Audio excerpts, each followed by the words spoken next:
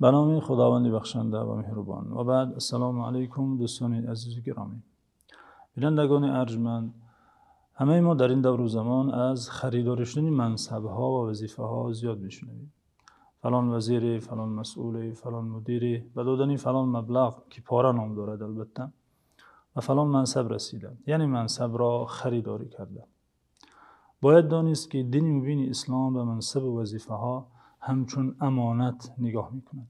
یعنی منصب و وظیفه در نگاه اسلام امانت است. شخصی که شایسته و سزاوار این و یا آن منصب نباشد، اما به هر وسیله دادن پاره یا به حکم خویش و تباری به فلان منصب رسد و حق آن امانت را ادا نکند، در روز قیامت، در روز حساب، به خواری و ذلت و ندامت و حسرت حتما روبرو خواهد شد.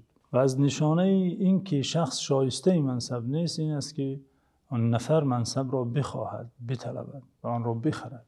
حریص بودن او بر این منصب و خریداری کردن او این منصب را دلیل بر این است که او ماهیت این امانت را درک نکرده است و البته در نتیجه حق این امانت را ادا کرده نمیتواند. دین مبین اسلام دستور بزرگی دارد در این مورد، یعنی در مناسبت با منصب و وظیفه ها. پیامبر صلی الله علیه و سلم آنگونه که در همه میدانهای حیات برای امت توجیهات، راهنمایی ها، هدایت ها دارند، در این موضوع نیز دستور بزرگی دارد، یعنی در مناسبت با منصب و وظیفه. امام بخاری از عبدالرحمن بن سمره صحابی بزرگوار روایت میکند که عبدالرحمن میگوید قال لی رسول الله صلی الله علیه و سلم یا عبدالرحمن بن سمره لا تسأل الاماره فإن أعطيتها عن مسألة وكلت إليها وإن أعطيتها عن غير مسألة أعنت عليها. یعنی پیامبر صلی الله علیه و سلم میگوید عبدالرحمن بن سمره که به من گفت ای عبدالرحمن بن سمره لا تسأل الاماره، هرگز منصبی را نخواه، هرگز وظیفه را طلب مکن. فإن أعطيتها عن مسألة وكلت إليها، زیرا تو اگر منصب را بخواهی طلب کنی تنها گذاشته میشوی. توفیق خدا، لطف خدا، عنایت خدا از تو برطرف کرده می شود. خدا تو را با آن منصب واگذار می کند. البته که معلوم است چون لطف و هدایت و رحمت و عنایت خداوند با کس نباشد، معلوم است که آن امانت را حقش را ادا کرده نمی تواند، در ادای آن مسئولیت موفق نمی شود و به حسرت و ندامت در دنیا و در آخرت روبرو می شود. و این اعطیتها عن غیر مسئله اعنت علیها، یعنی اگر به منصب بدون اینکه منصب را بخواهی برسی، یعنی مردم اگر تو را انتخاب کنند، به درخواست دیگران به آن وظیفه واگذار کرده شوی، آن مسئولیت را بر دوش تو علی رغم خواهش خودت واگذار کرده شود، در این صورت خداوند تو را کمک میکند.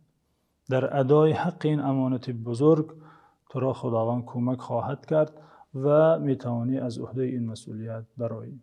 دوستان عزیز، اگر منصب طلبی و وظیفه خواهی شخصی به این مقصد باشد که مال مردم خورد، ثروت جمع نماید، بالای مردم حاکم شود، امر و فرمان او را مردم بیچون و چرا اجرا نمایند و مردم بیچاره ظلم کند و متکبر و مغرور شود، هر کی با چنین مقصدهای ناچیز دنیوی منصب میخواهد، وظیفه طلب میکند، وظیفه ها را میخرد، باید داند که از آخرت هیچ نصیبی ندارد. خداوند عزوجل در قرآن عظیم الشأن فرموده تلك الدار الآخرة نجعلها للذین لا يريدون علوا في الارض ولا فسادا ولا عاقبة للمتقین. یعنی خداوند عزوجل گفته ساده است که این سرای آخرت را نجعلها للذین لا يريدون علوا في الارض ولا فسادا، برای کسانی که در روی زمین فسادکاری می‌خواستند و می‌کردند و بالای مردم کبر و غرور داشتند و ظلم می‌کردند، یعنی چنین کسان از این سرای آخرت بهره‌ای ندارند، بلکه این جنت و این سرای نعمت مخصوص کسی است که فروتنی دارد و از فسادکاری در روی زمین دور است. والعاقبة للمتقین، و عاقبت نیک نصیبی پرهیزگاران است.